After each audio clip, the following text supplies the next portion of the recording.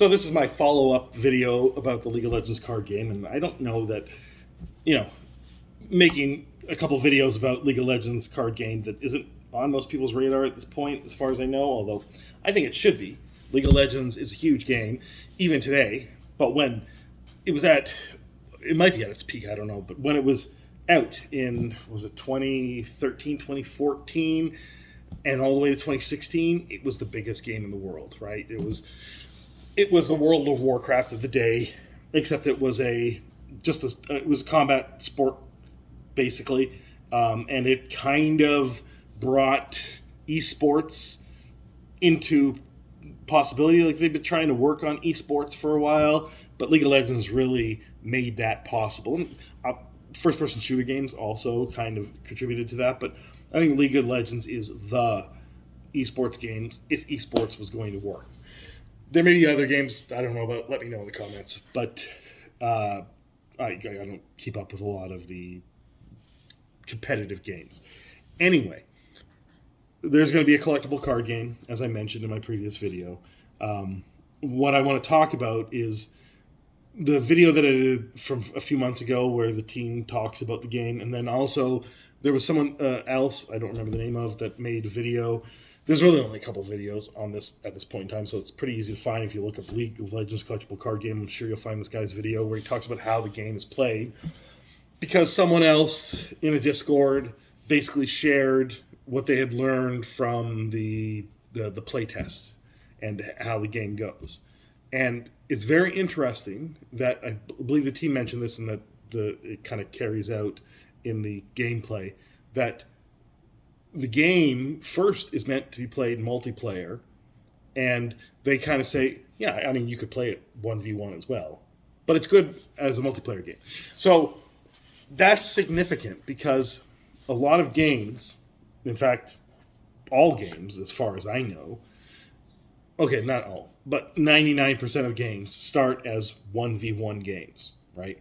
And then the company starts to find a way to make them multiplayer. But that's only a recent occurrence because it didn't used to be that way. Back in the 90s with all the big collectible card games, they were pretty much all 1v1, and then they mentioned in their rule books a way that you could play it multiplayer, but often that just involved you can only attack the player to your left or you can only attack the player to your right or whatever. It wasn't true multiplayer in the way that Commander is. And Commander was a community-driven format that came, that organically grew over time to basically become the format of Magic the Gathering, and Wizards of the Coast now supports that format. They didn't invent the format, though, and they didn't figure out how to make this work. But Commander is suboptimal as a multiplayer experience if you were to compare it to other multiplayer card games that aren't collectible and multiplayer board games, because they're balanced to that multiplayer-ness, if that's a word. Anyway, Commander, though, is balanced by the fact that, it's Magic, and there's millions of different kinds of cards, so you have no idea what anyone has. And then also the politics at the table, which is a very common thing in board games and tabletop games in general, role-playing games, but not usually in collectible card games because they're 1v1, and you don't really need to basically maneuver and use diplomacy and kind of psychologically manipulate your opponent. But you do in a multiplayer game. So the fact that the team designed this game seemingly first as a multiplayer game is significant because, as I said, recently there are other card games that have been designed and have come out in recent years, Flesh and Blood being one of them, and Lorcana being another one, that have both said that they're coming up with multiplayer variants. Now, the Legend Story Studios that makes Flesh and Blood said this years ago. They were going to make a PvE, that's player versus environment type of scenario, but they haven't. So There's no multiplayer version of Flesh and Blood, even though they've been apparently working on it for years, because the card game is designed first and foremost as a 1v1. So it's probably quite complicated and suboptimal from their view to make it multiplayer. Players themselves could probably come up with multiplayer variants, and they probably already are. And if you know and you're playing that and you want to share with other people the multiplayer variants in Flesh and Blood, let us know in the comments below.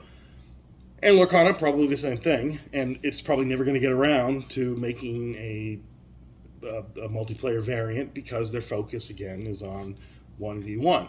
But this game, probably because it's based on League of Legends, which is a multiplayer battle arena, it kind of has to be multiplayer, right? It doesn't feel like League of Legends if you just go in 1v1. I mean, okay, some of League of Legends is 1v1, right? You know, you're dealing with your lane, or you're the jungler, or whatever. There's a lot of 1v1ing in League of Legends, but it's not all 1v1. It's a lot of team battles and a lot of maneuvering back and forth. So it makes sense that the team behind it, who are also apparently part of the dev team for League of Legends, some of them anyway, have designed this game to primarily be a multiplayer game.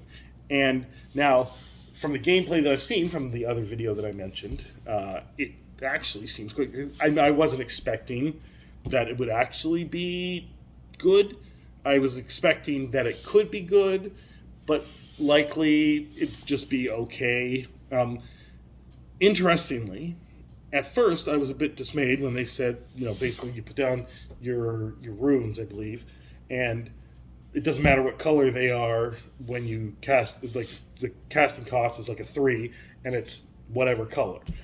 But the color does matter for certain cards, which is kind of cool. So it's a little bit of Lorcana, where color doesn't matter, and that kind of bothers me that color doesn't matter. And it's a little bit of Magic, where color does matter. Or I don't know, does Pokemon color matter? I'm not really sure. But where color really matters, and it's kind of an in-between stage. So I kind of like that. And then what's pretty crazy is that it's using a mechanic that is similar, if not identical, I can't remember exactly, to one of my favorite collectible card games of all time. And there's a video in this channel from like a really early video of me opening a box of Babylon 5, the collectible card game. And that game was a multiplayer game that involved sites. Now, it was Babylon 5, so these sites were planets, star systems, that sort of stuff, different locations in space that you could hold, conquer, whatever. And they added they added bonuses to you and also counted as points for winning the game. And that is the point of the League of Legends game. And it makes sense because it's played on a map, and this is a battle arena, and you want to hold positions and that sort of thing. And so each player, if it's a 4-player game, each player puts in one of their sites at the beginning of the game, and one of them is removed and sent back to the player's draw pile, and that person is going to be the first player. The other 3 are revealed, and then on your turns, you can basically conquer them by basically sending your minions to go attack them. If there's someone there, then there's a fight, and there's spells that are played. And if there's no one there, then you get it. You get a point, and you get points at the beginning of the turn. If you're holding a site, I think 1 point for every site that you're holding. And the game goes to 8 points, right? And then apparently you can't get the 8th point by attacking a site. You have to hold a site to get your 8th point. And actually that's similar to, I guess, the difficulty of getting the 10th point in Munchkin. Anyway, it seems like with the spells that they've outlined and the way that your hero character, which I believe they call the legend, it is kind of like your commander, but doesn't return. It can be put in the discard pile, and doesn't have a special command zone, but you can cast it at any point because it starts on face up near your draw deck, basically. So you could bring in your legend at any point, but you could lose your legend the earlier you bring it in, I guess. So you got to tactically decide when you're bringing in your legend. And then, of course, these are the characters in League of Legends, and they have their own special powers. And I'm really hoping that Xin Zhao is in the first set, although maybe not. He's not the most popular character. I'd really like it to get a Xin Zhao, but maybe he won't be one of the legends, and I won't be able to build a deck around Xin Zhao. Anyway, so there's also minion cards, and then some other type of hero cards that aren't the legends. So maybe the minor characters, I don't know. So hopefully Xin Zhao isn't one of them. Just to me, he's the most important character in League of Legends, and I look forward to him eventually showing up in Arcane. Let me know if you're also a Xin Zhao player, if you're a Xin Zhao fan, because I think there's very few of us. Anyway, this game looks like it could be really fun, and it looks like it's been designed well. I don't know about necessarily the art's fine, but it doesn't wow me. And the graphic design, as in the frame design or the way that the cards look, they don't wow me either. But they don't look terrible. I mean, MetaZoo didn't look terrible, but also was like, I don't really like it, the look of it. But this, I like the look of it. Just, it's not as cool looking as Sorcery or Magic, and certainly not as, I mean, it's not as cool looking as the Pokemon EX cards, but it looks better than regular Pokemon cards, in my opinion, anyway. So, I think you should check out what is out there for League of Legends collectible card game. It's also called Project K. I guess that's what it was as they were developing it.